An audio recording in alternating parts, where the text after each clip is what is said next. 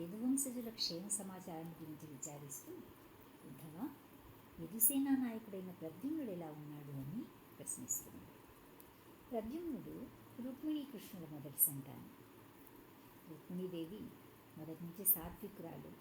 నారదముని ద్వారా కృష్ణుని గురించి విని అతన్ని వివాహం చేసుకోవాలి అని నిశ్చయించుకుంటుంది. కానీ ఆమె సోదరుడు రుక్మిణి తన మిత్రుడైన శిశుపాలుడికి ఇచ్చి వివాహం చేయాలి అనుకుంటాడు. స్వభావరీత్యా బిడియస్తురాలు అయినప్పటికీ తను వరించిన కృష్ణుని వివాహం చేసుకునే విషయంలో ఆమె ఒక క్షత్రియ కన్యలాగానే రాజనీతిని ప్రదర్శిస్తుంది. అనేక విధాలుగా ఆలోచించి అర్హుడైన ఒక బ్రాహ్మణుడి ద్వారా కృష్ణుడికి వర్తమానం పంపిస్తుంది. కృష్ణుడు కూడా అలౌకికమైన ఆమె గుణాలను గురించి విని ఉండటం వలన ఆమె తనకు తగిన భార్య అని నిర్ణయించుకుని ఉంటాడు. తర్వాత కృష్ణుడు బయలుదేరి వెళ్ళి రుక్మిణిని అపహరించి తెచ్చి రాక్షస వివాహం చేసుకుంటాడు. రాక్షస వివాహం అంటే రాక్షసులు చేసుకునే లాంటిది కాదు. స్వయంవరానికి వచ్చిన రాజులను లేదా రాజకుమారులను ఎదిరించి వివాహం జరగవలసిన కన్యను బలవంతంగా తీసుకుని వెళ్ళి కళ్యాణం చేసుకోవటం. ఆ విధంగా ద్వారకలో అత్యంత వైభవంగా రుక్మిణి కృష్ణుల కళ్యాణ మహోత్సవం జరుగుతుంది. శ్రీ జీవగోస్వామి కృష్ణ సందర్భం అనే తమ రచనలో కృష్ణుడి నిత్య సహచరులను గురించి విస్తారంగా వివరించారు. ఆయన కథనం ప్రకారము స్మరుడు లేదా మన్మథుడు కూడా కృష్ణుడి నిత్య సహచరుల్లో ఒకరు. ప్రద్యుమ్నుడు అంటే కొంతకాలానికి రుక్మిణి కృష్ణులకు ప్రద్యుమ్నుడు జన్మించటము, పురిటి గృహం నుంచి శంబరుడు అనే రాక్షసుడు 10 రోజులైనా గడవని పసికందుని అపహరించి తీసుకుని వెళ్ళటము, అంటే ఆ బాబుని తీసుకెళ్ళి సముద్రంలో పడేస్తాడు. ఇవన్నీ 10th క్యాంట్లో చదువుకోవచ్చు వివరంగా. ఈ శ్లోకంలో రుక్మిణీదేవి బ్రాహ్మణులను సేవించి వారి అనుగ్రహం వలన కృష్ణుడి ద్వారా ప్రద్యుమ్నుడిని పుత్రుడిగా పొందింది అనే వరకు మాత్రము చెప్పారు. ప్రద్యుమ్నుడిలో చాలా వరకు కృష్ణుడి లక్షణాలు కనిపిస్తాయి. సాత్వత, కృష్ణి, భోజ, దాసార్హ వంశస్థులకు అధిపతి అయిన ఉగ్రసేనుడు క్షేమంగా ఉన్నాడా అని తర్వాత విదురుడు ప్రశ్నిస్తున్నాడు. కంసుడు తన అసుర ప్రవృత్తితో తండ్రిని బంధించడము, దేవకీ వసుదేవుని చెరసాల్లో పెట్టడము, మధుర సింహాసనాన్ని అధిష్ఠించి దుర్మార్గపు పాలన కొనసాగించటము, చివరికి ఆకాశవాణి భవిష్యత్తుని చెప్పినట్లే కృష్ణుడు కంసుడిని వధించటము జరిగిపోయాయి. తర్వాత మళ్ళీ ఉగ్రసేనుడిని కృష్ణుడు మహారాజుగా ప్రకటిస్తాడు. తర్వాత జాంబవతి సుతుడు, ప్రద్యుమ్నుడితో సమానుడు, తండ్రి పోలికలు కలిగిన వాడు అయిన సాంబుడి గురించి విదురుడు ప్రశ్నించాడు. సాంబుడు గత జన్మలో శివుడి భార్య అయిన అంబిక గర్భాన కార్తికేయుడిగా జన్మించాడు. శివుడు దేవదేవుడి గుణావతారాల్లో ఒకడు. అంటే భగవంతుడి ప్రధాన విస్తరణ. కృష్ణుడి భౌతిక జగత్తులో అవతరించినప్పుడు అతనికి సంబంధించిన వివిధ కర్మల్ని నిర్వహించడం కోసము ప్రీంట్రీ పోర్షన్స్ కూడా అవతరిస్తారు. అయితే బృందావన లీలలు మాత్రం కృష్ణుడి ఎక్స్పాన్షన్స్ ద్వారానే, అంటే ప్రీంట్రీ ఎక్స్పాన్షన్స్ ద్వారానే జరిగాయి. ఊర్ధ్వలోకాల్లో ఉన్న దేవతల్లో అనేక మంది కృష్ణుడి కుటుంబ సభ్యులుగా జన్మించారు. వారిలో కామదేవుడు అని పిలువబడే మన్మథుడు ప్రద్యుమ్నుడిగాను, కార్తికేయుడు సాంబుడిగాను, వసువులలో ఒకడు ఉద్ధవుడిగాను అవతరించారు అని మనం తెలుసుకోవాలి. తర్వాత వీరు యుయుధానుడి గురించి అడుగుతున్నాడు. యుయుధానుడు అంటే సాత్యకి.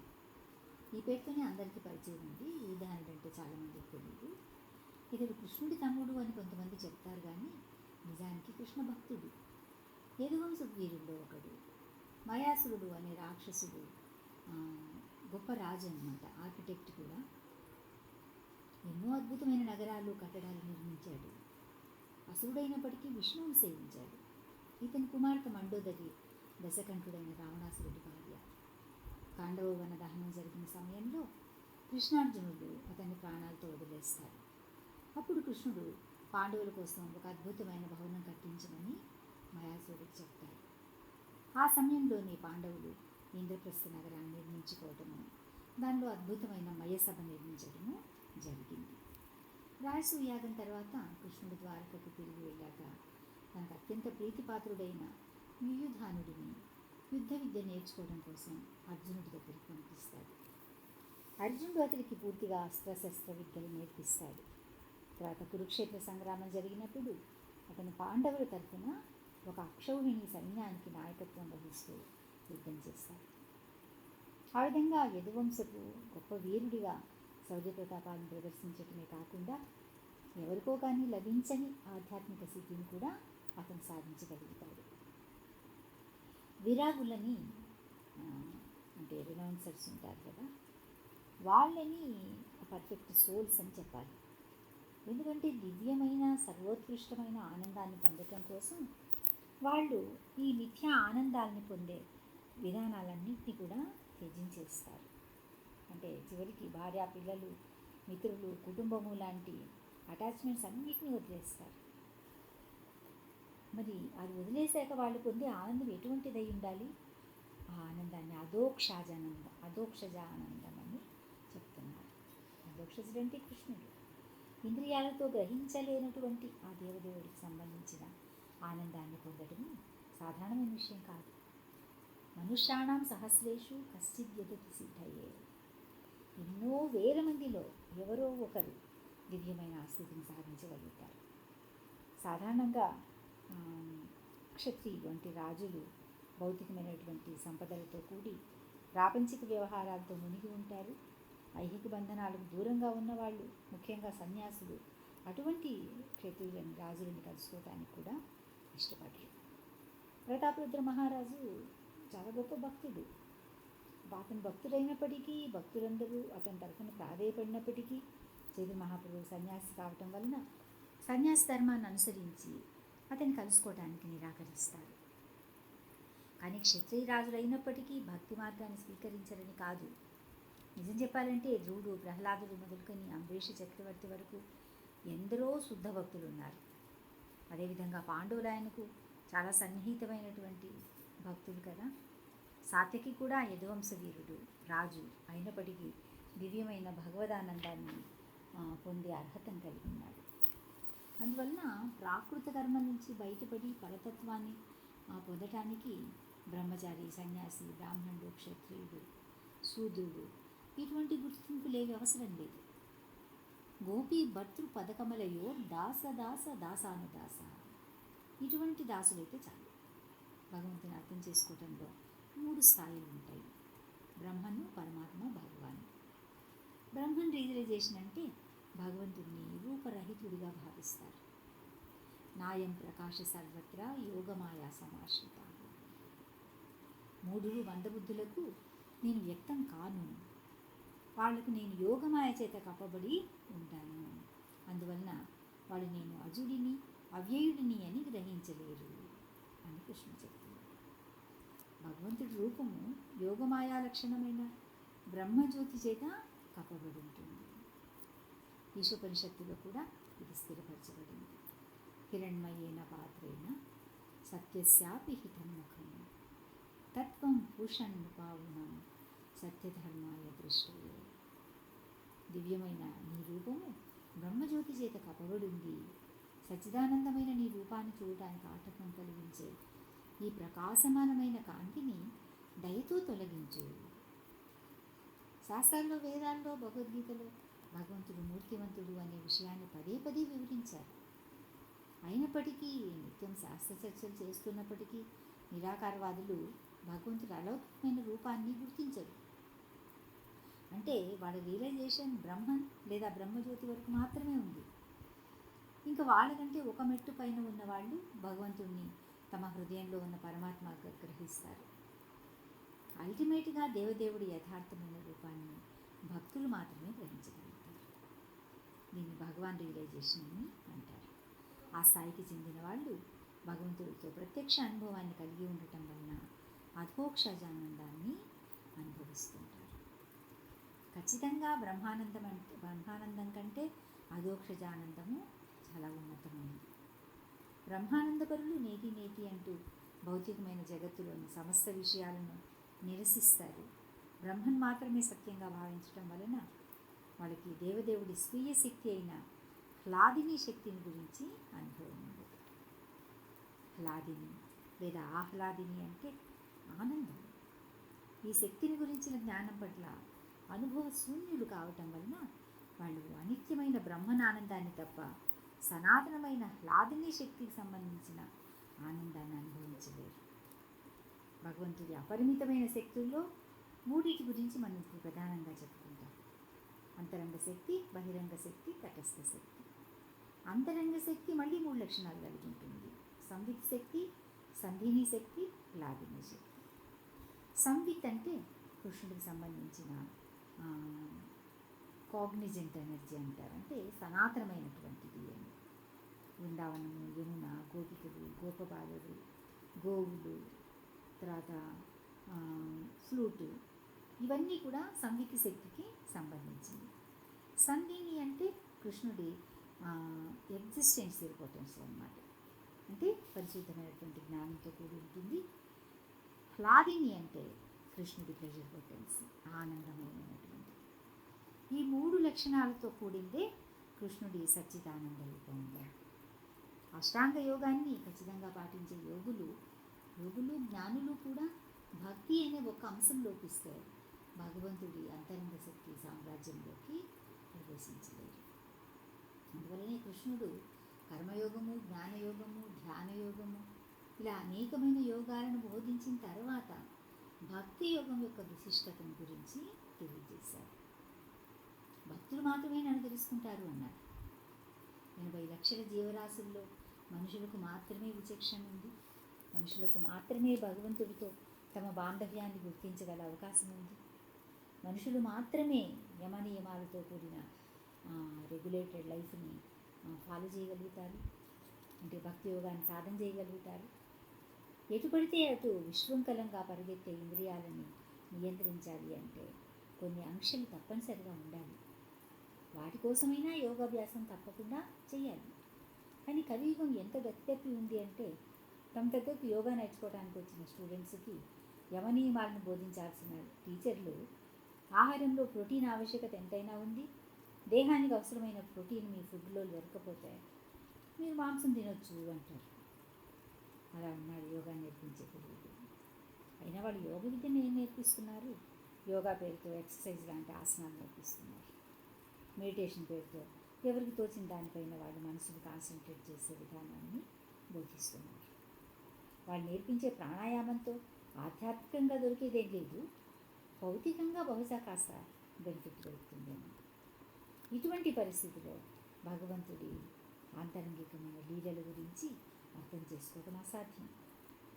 అటువంటిది కృష్ణుని గురించిన దివ్యమైన జ్ఞానాన్ని పొందాలి అనుకోవటము ఆకాశ కుసుమాన్ని అందుకోవటమే అవుతుంది. అటువంటి అనుభవం కూడా భక్తి యోగం సాధన చేసే భక్తులకు సులభంగా లభిస్తుంది.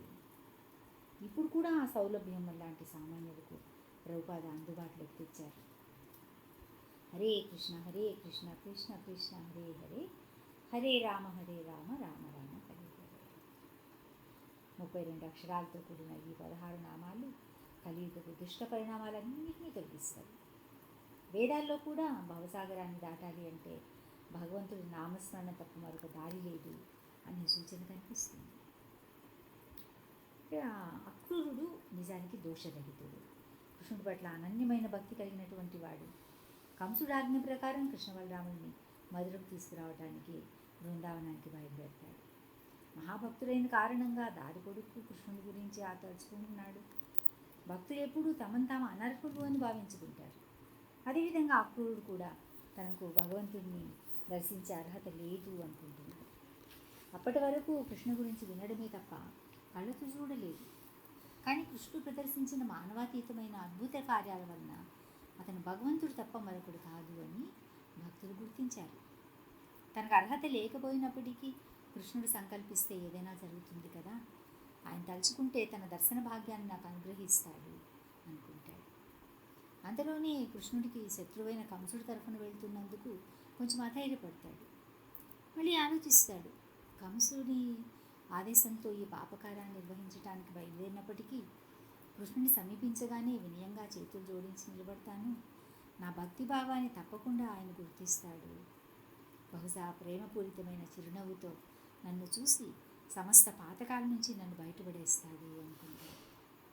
ఆ విధంగా అక్రూరుడు మొదటి నుంచి బృందావనం చేరే వరకు కృష్ణుడి ధ్యాసలోనే ఉన్నాడు. సాయంత్రమైన విషయం కూడా గుర్తించలేకపోతాడు. ఇక్కడ చైతన్య మహాప్రభు శిక్షాష్టకాన్ని గుర్తు చేయాలనిపిస్తుంది. యుగాయితం నిమేషేణ చక్షుషా ప్రాభుషాయితం శూన్యాయుధం జగత్ సర్వం గోవింద విరహేణని చైతన్య మహాప్రభు తమ శిక్షాష్టకంలో చెప్పారు. భగవంతునితో ఎడబాటును అనుభవిస్తున్నప్పుడు క్షణాలు యుగాల్లాగా ఎంతకు ముందు కదలవు. ఇక్కడ కృష్ణుడితో సమాగమాన్ని గురించి ఆలోచిస్తూ ఉండటం వలన ఆ గంటలన్నీ క్షణాల్లాగా గడిచిపోయాయి. బృందావనం పొలిమేర లేక చేరేసరికి ఆవుల గిట్టెల గుర్తులతో పాటు కృష్ణుడి చరణకమలాల గుర్తులు కూడా భూమిపై కనిపించాయి. వెంటనే అక్రూరుడు రథంపై నుంచి కిందికి దుమికి భక్తి పారవస్యంతో కంపిస్తూ కళ్ళ నుంచి అశ్రువులు కారుతూ ఉండగా సాగిలపడి ఆ నేలపైన పొరలసాగాడు. బృందావనాన్ని దర్శించే వాళ్ళందరూ కూడా అక్రూరుడిలాగా నిరంతరం కృష్ణుడి దివ్యమైన లీలల స్మరణతో కాలం గడపాలి. బృందావనంలో అడుగు పెట్టగానే భౌతికమైన తమ హోదాను గౌరవాన్ని లెక్క చేయకుండా ఆ ధూళిని భక్తిగా నుదుటికి రాసుకోవాలి. అక్కడ గడిపే ప్రతి క్షణము కృష్ణుడి లీలలను గురించి తలుచుకోవాలి. బృందావన పరిసరాలన్నీ కృష్ణుడు అతడి నిత్యభక్తులైన గోపికలు గోపబాలుర ఆటపాటలతో పావనమయ్యాయి అని గుర్తు చేసుకోవాలి. అక్రూరుడు బృందావనానికి చేరేసరికి ఆవులకు పాలు పితికే పనిని కృష్ణ బలరాములు పర్యవేక్షిస్తుంటారు. వాళ్ళిద్దరి రూపలావణ్యాన్ని ఎంత చక్కగా ఉందంటే, కృష్ణుడు పీతాంబరాన్ని అంటే పసుపు వర్ణపు వస్త్రాన్ని, బలరాముడు నీలాంబరాన్ని అంటే నీలివర్ణపు వస్త్రాన్ని ధరించున్నారు. యవ్వన ప్రారంభ దశలో ఉన్న వాళ్ళ రూపురేఖలు ఒకేలాగా ఉన్నప్పటికీ కృష్ణుడు శ్యామల వర్ణంతోనూ బలరాముడు శ్వేతవర్ణుడుగాను ఉన్నారు. దృఢమైన దేహంతో, సొగసైన చేతులతో, మనోహరమైన వదనాలతో వాళ్ళు బలమైన ఏనుగుల్లాగా కనిపిస్తున్నారు. వారి కళ్ళు శరత్కాలపు తామరల్లాగా అందంగా ఉన్నాయి. అలా చూడగానే వాళ్ళని అక్రూరుడు వెంటనే రథం దిగి ఏమాత్రం సంశయించకుండా ఆ మట్టిలోనే సాష్టాంగ నమస్కారం చేస్తాడు. వారి చరణారవిందాలు స్పృశించగానే ఆధ్యాత్మిక ఆనందంతో పారవస్యంతో కంఠం గద్గదికమయ్యి మాట్లాడటానికి శక్తి లేని వాళ్ళలాగా నిలబడిపోతాడు. వారి దివ్యమైన సన్నిధానం వలన కళ్ళ నుంచి అశ్రువులు స్రవిస్తూ ఉంటాయి. చూడడానికి కానీ వినడానికి కానీ అశక్తులైపోయినట్లుగా నిర్ఘాంతపడి నిలబడిపోతాడు. అలా వివసుడైన అక్రూరుడిని కృష్ణుడి పైకి లేవనెత్తి ఆలింగనం చేసుకుంటాడు. బలరాముడు కూడా అతన్ని కౌగలించుకుంటాడు. వాళ్ళిద్దరూ అతని చేతులు పట్టుకుని సాధారణంగా ఇంటి లోపలికి తీసుకువెళ్ళి పాదాలు కడుక్కోవడానికి నీళ్ళు ఇచ్చి ఉచితమైన ఆసనం పైన కూర్చోబెడతారు. అక్రూరుడు కాస్త స్థిమితపడ్డ తర్వాత మధురమైన భక్ష్యాలతో భోజనం పెడతారు. భోజనం అయ్యాక బలరాముడు చందనాన్ని సుగంధ తాంబూలాన్ని ఇచ్చి మరింత ప్రీతిని చేకూర్చుతాడు. సులక్షణమైన ఒక ఆవును కూడా వాళ్ళు దానం చేస్తారు. తర్వాత నందమహారాజు అతన్ని పలకరించి బంధువుల యోగక్షేమాలను విచారిస్తాడు. మధురమైన వారి మాటలతో ఆతిథ్యంతో అక్రూరుడు ప్రయాణ బడులకంతా తీరిపోతుంది. తన ఊహలన్నీ ఫలించినందుకు ఆశ్చర్యానందాలు అనుభవిస్తాడు. లౌకికమైన ఇన్ఫెక్షన్స్ అంటకుండా ఇమ్యూన్ కావాలి అంటే అక్రూరులాగా నిరంతరం కృష్ణ స్నానం చేయాలి. కృష్ణుడు చైతన్య మహాప్రభువుగా అవతరించినప్పుడు ద్వాపరయుగంలో అతడి మిత్రులుగా సహచరులుగా ఉన్న వాళ్ళందరూ గోస్వాములుగా సన్నిహితులుగా అవతరించారు. ఏ భక్తుడి గురించి తీసుకున్నా ఒక అద్భుతమైన సంఘటన అనిపిస్తుంది. నరసింహానంద బ్రహ్మచారి అని ఒక భక్తుడు ఉండేవాడు. చైతన్య మహాప్రభువు వృందావనానికి బయలుదేరారు అని వార్త వినగానే అతడు ఎంతో సంతోషపడతాడు. దాంతోపాటు ఆ దారి అంత సుగమంగా ఉండకపోవటం వలన ఆయన ఇబ్బంది పడతారని వెంటనే కులియా గ్రామం నుంచి ఆయన ప్రయాణిస్తున్న మార్గాన్ని మనసులోనే అరేంజ్ చేస్తాడనమాట. మొదట విశాలమైన రహదారిగా చేసి ఇరువైపులా బకుల పూల వృక్షాలు, సరోవరాలు ఏర్పాటు చేస్తాడు. ఆ దారి అంతా కాడల్లేని పువ్వులతోనూ విలువైన నగలతోనూ డెకరేట్ చేస్తాడు. ఆ సరోవరాల్లో స్నానఘట్టాలతో పాటు విరబూసిన తామర పూలు అనేకం కనిపిస్తుంటాయి. వివిధ రకాల పక్షుల చిలిపిలి రావాలు, చెట్ల నుంచి మెల్లగా వీస్తున్న పిల్లగాలులు, అవి మోసుకొస్తున్న పుష్ప సౌరభాలు ప్రయాణ బడలికను అస్సలు తెలియకుండా చేస్తుంటాయి. దాంతోపాటు వాటిలోని నీళ్లు తాగడానికి అమృతోపమానంగా ఉన్నాయి. ఆ విధంగా నృసింహానంద బ్రహ్మచారి ధనవంతుడు కాకపోయినప్పటికీ మనసులోనే చైతన్య మహాప్రభు ప్రయాణిస్తున్న రహదారిని అంత చక్కగా అరేంజ్ చేస్తున్నారు. అయితే ఇదంతా మనోనిర్మితమైనప్పటికీ కూడా కనై నటశాల అనే ప్లేస్కి వచ్చాక ముందుకు సాగటం లేదు. ఎంత ప్రయత్నించినప్పటికీ అతను సిద్ధం చేసుకున్న దారి అక్కడికి ఆగిపోతూ ఉంది. అతనికి హాస్యం అనిపిస్తుంది. చివరికి ఇతర భక్తులతో చైతన్య మహాప్రభు ఈసారికి బృందావనానికి వెళ్ళటం లేదు అని దృఢంగా చెప్తాడనమాట. కన్నయ్య నటశాల వరకు వచ్చాక ఆయన వెనక్కి వెళ్ళిపోతారు అని అతను చెప్పినట్లుగానే ఏదో అవాంతరం వలన చైతన్య మహాప్రభు ముందు ప్రయాణించకుండానే కులియా గ్రామానికి వెళ్ళిపోతారు. ఆ విధంగా భక్తులందరూ కూడా తమకు శక్తి ఉన్నా లేకపోయినా భగవంతుడికి ఉత్తమమైనటువంటి సేవ చేయడం కోసమే ప్రయత్నిస్తూ ఉంటారు. భగవంతుడు కూడా తన భక్తులపైన అపారమైన కృపను కురిపిస్తాడు. ఒకసారి ప్రభుపాద తమ శిష్యులతో డిస్కషన్లో ఉన్నప్పుడు ఎందువల్ల మాయావాదులు వేదాంత పఠనము శాస్త్ర చర్చలు అనేకం చేస్తున్నప్పటికీ వేదాంతానికి గోల్ ఏమిటి అని ఎందుకు గుర్తించలేకపోయారు అని వాళ్ళు అడుగుతారు. లేదు ప్రభుపాద అడుగుతారు. అప్పుడు శిష్యులు తమకు తెలిసినట్లు ఒక్కొక్కరు ఒక్కొక్క సమాధానం ఇస్తారు. ప్రభుపాద అన్నిటికీ కాదు కాదు అంటుంటారు. చివరికి ఒక డివోటి వాళ్ళు వేదాంతాన్ని గ్రహించలేకపోవటానికి కారణము వారితో భక్తి వేదాంత లేకపోవడము అంటాడు. వెంటనే అందరూ హరిబోల్ హరిబోల్ అని హర్షధ్వానాలు చేస్తారు. అంటే ఆ డిసేపులు ప్రభుపాద పరంగా అన్వయిస్తూ భక్తి వేదాంత స్వామి అయిన ప్రభుపాద వాళ్ళకి గురువుగా లేకపోవటం వల్ల అని చెప్తారు. కానీ ప్రభుపాద దాన్ని తన క్రెడిట్గా తీసుకోకుండానే అవును వేదాంతాన్ని అర్థం చేసుకోవాలంటే భక్తి జ్ఞానము రెండు ఉండాలి అంటారు. అటువంటి గురువులు మాత్రమే యథాతథంగా జ్ఞానాన్ని అందించగలుగుతారు. తర్వాత విదురుడు దేవకీదేవి గురించి ప్రశ్నిస్తాడు. అదితి దేవతల తల్లి. వాళ్ళు సూర్యుడితో సహా ఆదిత్యులు 12 మంది, రుద్రులు 11 మంది, వసువులు 8 మంది ఉంటారు. కశ్యప ప్రజాపతికి 4 భార్యలు, అదితి, దితి, వినుత, కద్రువ. అదితి నుంచి జన్మించిన దేవతలను ఆదిత్యులు అంటారు. దితి నుంచి జన్మించిన వాళ్ళని దైత్యులు అంటారు. వినుత నుంచి పక్షిజాతికి రాజైన గరుత్మంతుడు, అతని సోదరుడు అరుణుడు జన్మించారు. ఇతన్ని అనూరుడు అని కూడా అంటారు. సూర్యుడి రథసారథిగా చెప్పబడే తల్లి జటాయువు సంపాతిలకు తండ్రిగా రామాయణం విమర్శనం చేశారు. బలి చక్రవర్తి శుక్రాచార్యుడి ఆదేశాలను పాలిస్తూ స్వర్గలోకంతో సహా బుద్ధలోకాలే కాకుండా ముల్లోకాలను జయించగలుగుతాడు. దేవతలందరూ అతన్ని విధేయులై ఉండాల్సి వస్తుంది. ఈ విషయము దేవతల తల్లి అయిన అదితిని చాలా బాధ పెట్టేది. ఆమె భర్త అనుమతితో విష్ణువు అనుగ్రహం పొందడం కోసం పయోవ్రతం అనే ఒక వ్రతాన్ని ఆచరిస్తుంది. అప్పుడు శ్రీమన్నారాయణుడు ఆమె ముందు ప్రత్యక్షమయ్యి తనే ఆమె కొడుకుగా పుట్టి దేవతలను దుర్వస్థ నుంచి తప్పిస్తాను అని వరమిస్తాడు. తర్వాత అదితి కశ్యప ప్రజాపతుల తనయుడైన త్రివిక్రముడిగా అవతరిస్తాడు. అదితి ఏ విధంగా అయితే తపస్సు ఆచరించి భగవంతుని గర్భంలో ధరించిందో అదేవిధంగా దేవకీదేవి కృష్ణుని పుత్రుడిగా జన్మించింది. ఇంతకుముందు కూడా ఒకసారి చెప్పినట్లు కృష్ణి సుతప వీళ్ళిద్దరూ దీర్ఘకాలం కఠినమైన తపస్సు చేశాక చతుర్భుజ నారాయణుడు వారి ఎదుట ప్రత్యక్షమయ్యి వారి కోరికను నెరవేర్చడానికి 3 సార్లు వారి బిడ్డగా జన్మిస్తాను అని వరమిస్తాడు.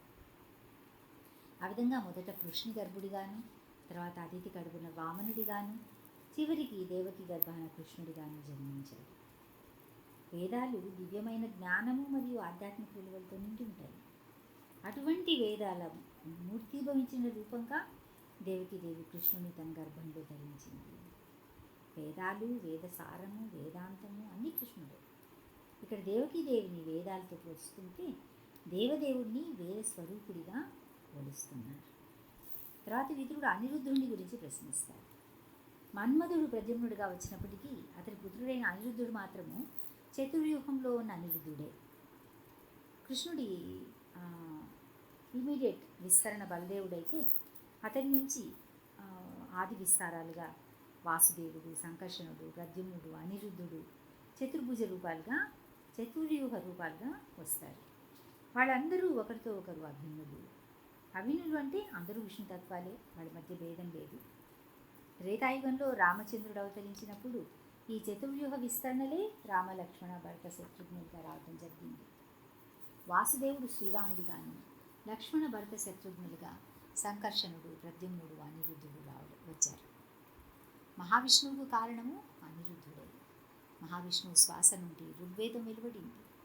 ఈ విషయాలన్నీ కూడా మార్కండేయ పురాణంలో డీటెయిల్డ్గా వివరించబడ్డాయి. కృష్ణావతారంలో అనిరుద్ధుడు కృష్ణుడి పౌత్రుడిగా అంటే మనవడిగా అదే పేరుతో జన్మించాడు. ఆది పురుషుడైన గోవిందుడు ఎప్పుడూ వృందావనాన్ని వదిలి వెళ్ళడు. అతడి శాశ్వత నివాస స్థానం గోలోక వృందావనం. అతడు దేవకి వసుదేవుడి ఎదుట ప్రత్యక్షమైనప్పుడు చతుర్భుజ నారాయణుడిగా వ్యక్తమయ్యాడు. తర్వాత సాధారణ శిశువుగా మారిపోతాడు. బాలకృష్ణుడిని వసుదేవుడు గోకులానికి తీసుకుని వెళ్తున్నప్పుడు ప్రకృతి భీకరంగా ఉంటుంది. కటిక చీకటి, హోరున వర్షము, అప్పుడప్పుడు కళ్ళు మిరుమిట్లు కోల్పోయేలా మెరుపు వచ్చినప్పుడు తప్ప కళ్ళకి ఏం కనిపించడం లేదు. మధుర నుంచి గోకులానికి వెళ్ళాలి అంటే యమునా నది దాటి వెళ్ళాలి. ఆ సమయంలో యమున ఉధృతంగా ప్రవహిస్తూ ఉంది. అటువంటి పరిస్థితుల్లో నదిని దాటడం అసాధ్యమవుతుంది. అయినప్పటికీ కృష్ణుడిని ఒక తట్టలో ఉంచుకుని తలపై పెట్టుకుని భగవంతుడి పైన భారం వేసి వసుదేవుడు నదిలో దిగుతాడు. నదీ ప్రవాహం ఎక్కువగా ఉండడం వలన అతని తలపైన ఉన్న తట్ట నీళ్ళలోకి జారిపోతుంది. బాలుడేమయ్యాడు? చీకట్లో దిక్కుతోచని పరిస్థితి. అంతలోనే కృష్ణుడు ఉన్న తట్ట మళ్ళీ అతని తలపైకి వస్తుంది. యమున వినమ్రంగా ఆ రెండు భాగాలుగా చీలి దారిస్తుంది.